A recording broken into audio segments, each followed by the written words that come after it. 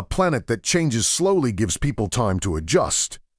But tonight, as we step deeper into the wild past, I want you to imagine something different.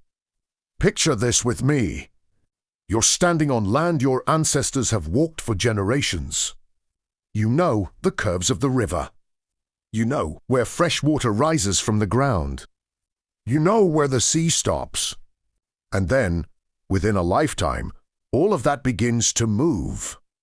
Before we go any further, this is Chronos Vault. If stories like this pull you in, if you want to understand the deep past, beyond surface-level history, subscribe now and stay with us. You're not just listening to a story. You're entering one. Now, let's continue. Between roughly 12,000 and 7,000 years ago, the planet changed fast. Not gradually. Not gently. Global sea levels rose by about 120 meters. That fact is solid science, backed by ice cores, coral reefs, and sediment layers. But numbers alone don't tell you what it felt like. The real shock lies in the speed. There were periods scientists call meltwater pulse 1A and 1B. During these moments, massive ice sheets collapsed, sending enormous volumes of water into the oceans. Sea levels didn't creep upward. They surged. In some regions, the ocean rose several meters within just a few centuries. Stay with that thought. A few centuries is not deep time to a human being.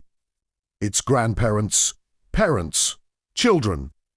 So, imagine watching the shoreline move inland every generation.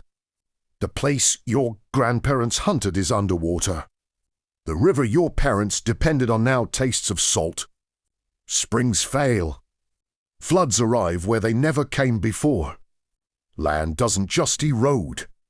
It disappears. Entire coastlines vanished. River systems were forced into new paths. Fertile plains drowned. Communities were pushed uphill, inland, or wiped out entirely.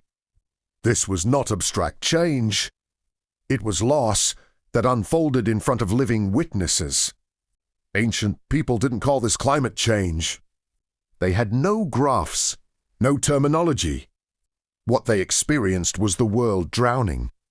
And here's where the story becomes even more powerful. When you hear flood stories from different parts of the world, you don't need to imagine one single global disaster happening all at once. What you're hearing are echoes. Regional catastrophes, repeated again and again, as rising seas swallowed familiar worlds. Oral traditions don't preserve timelines. They preserve impact, fear, survival. So, when ancient voices say the waters came suddenly, that the land was once wider, that escape was the only option, they may be remembering real events compressed into story. If you're still with me, say it in the comments. Because in Chronos Vault, we don't just tell history. We reopen it, layer by layer, until the past feels uncomfortably close.